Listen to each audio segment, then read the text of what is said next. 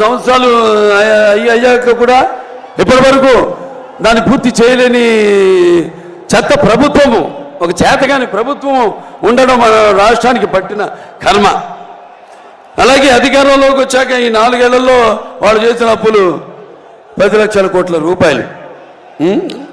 అభివృద్ధి ఏమో శూన్యం. అలాగే ఇక మనం చూస్తే ధరలు ఆకాశానికి అంటుకుంటున్నాయి. అటు పెట్రోల్ ధరలు అయితేనేమి, ఇటు డీజిల్ ధరలు అయితేనేమి, ధరలన్నీ కూడా ఆకాశానికి అంటుకుంటున్నాయి. మరి వీళ్ళ అధిక పరిపాలన మాత్రం ఈ యొక్క డ్రగ్స్ మాఫియా, అలాగే ఈ యొక్క గంజాయి పండించడంలో మాత్రం మొదటి స్థానంలో ఉన్నాం మనం, ఆంధ్ర రాష్ట్రం.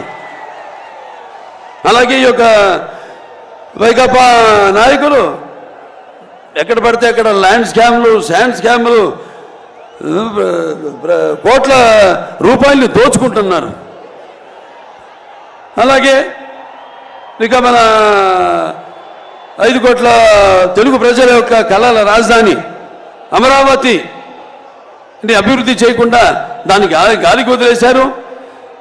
అలాగే ప్రజలు ఇదేమని ప్రశ్నిస్తే వాళ్ళని భయభ్రాంతులకు గురి చేసి వాళ్ళపై అక్రమ కేసులు పెడుతున్నారు. అలాగే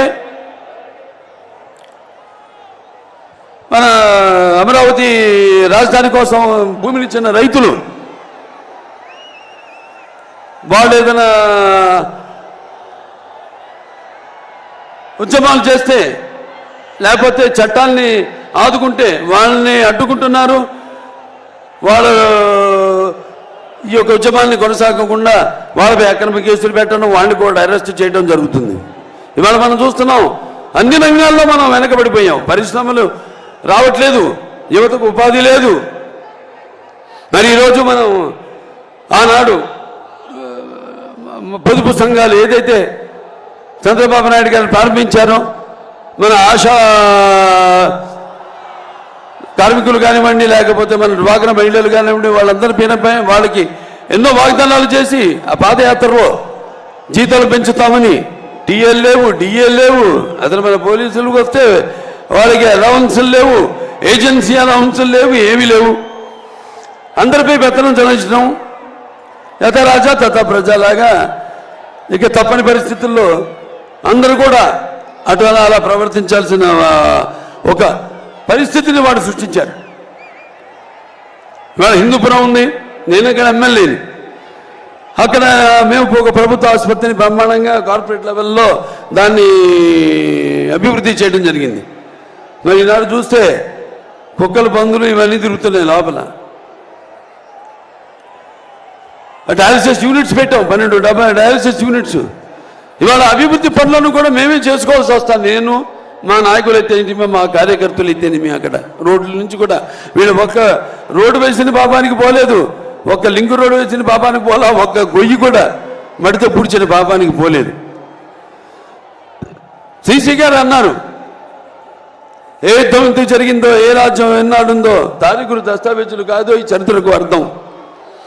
నైలు నది నాగరికతలో సామాన్యుని జీవనం ఎక్కడ, తాజ్మహల్ నిర్మాణానికి రాళ్ళెత్తిన కూలీలు ఎవరన్నది ముఖ్యమని. ఏ దేశ చరిత్ర చూసినా ఏముంది గర్వకారణం,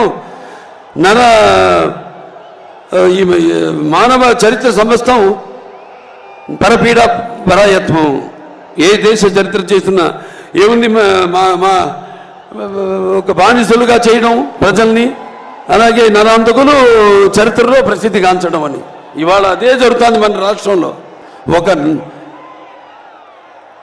సైకో ఇవాళ శునకపు సింహాసనంపై, కనకము సింహాసనంపై శునకమన్న రీతిలో ఇవాళ పెత్తనం చలాయిస్తున్నాడు ఈ రాష్ట్రంలో.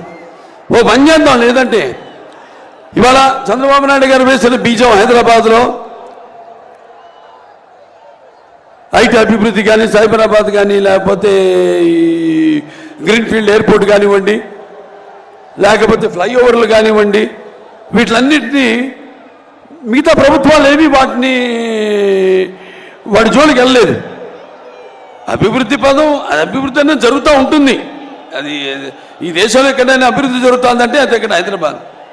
ఆ తర్వాత మన జగన్ని అక్కడికి ఒకసారి పంపిస్తే ముఖ్యమంత్రిని వాడు చేస్తే విధ్వంసం, కష్టం, నష్టం అనేది ఎలా ఉంటుందో ఒకసారి తెలుస్తుందని మీ అందరికీ తెలియజేసుకుంటున్నాను. అక్కడే రాకముందే సరిహద్దుల్లోనే కాల్చిపారు దొబ్బుతారు అసలు రానికుండా. అంటే నేను అనేది ఏంటంటే అటువంటి ఒక ఉద్యమం రావాలి మీ అందరిలో. ఇవాళ మీ భవిష్యత్తు మీ చేతుల్లో ఉంది, మీ బిడ్డల భవిష్యత్తు మీ ఓట్లలో ఉంది, మీ యొక్క రాష్ట్రం భవిష్యత్తు మీ ఓటుల్లో ఉంది. అందరూ ఉద్యమించాలి. కులాలు మతాలు ఇవి కాదు. రక్తానికి జాతి లేదు, మాంసానికి మతం లేదు, చర్మానికి కులం లేదు, ఇవి కాదు మనకి కూడుపెట్టేవి.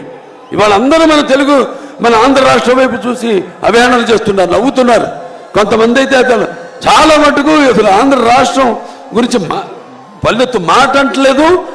రేపు ఇదే కొనసాగితే నేను హెచ్చరిస్తున్నాను, ప్రపంచ పటంలో కూడా మన ఆంధ్ర రాష్ట్రం ఉండదు అని సభాముఖంగా మీకు తెలియజేసుకుంటున్నాను. ఆనాడు ఎంతోమంది పొట్టి శ్రీరాములు గారు అయితే నీతి అమరజీవి అందరూ కూడా ఒక తెలుగు వారికి ప్రత్యేక రాష్ట్రం కోసం పోరాడారు. అలాగే ఆంగ్లేయులు గుండెను ఎదురొట్టారు, స్వాతంత్ర పోరాటంలో పాల్గొన్నారు. తారక రామారావు గారు ఏదైతే చిన్నపు చూస్తున్నారో మన తెలుగు జాతిని ఆత్మ గౌరవం కోసం ఆయన తెలుగుదేశం పార్టీని స్థాపించారు. తెలుగు వాళ్ళకు ఒక గుర్తింపు తీసుకొచ్చారు. అలాగే మన చంద్రబాబు నాయుడు గారు తెలుగు వాళ్ళలో ఒక ఆత్మవిశ్వాసాన్ని పెంచారు. వాళ్ళ తెలివితేటల్ని ప్రపంచవ్యాప్తంగా ఆయన తెలియజేశారు.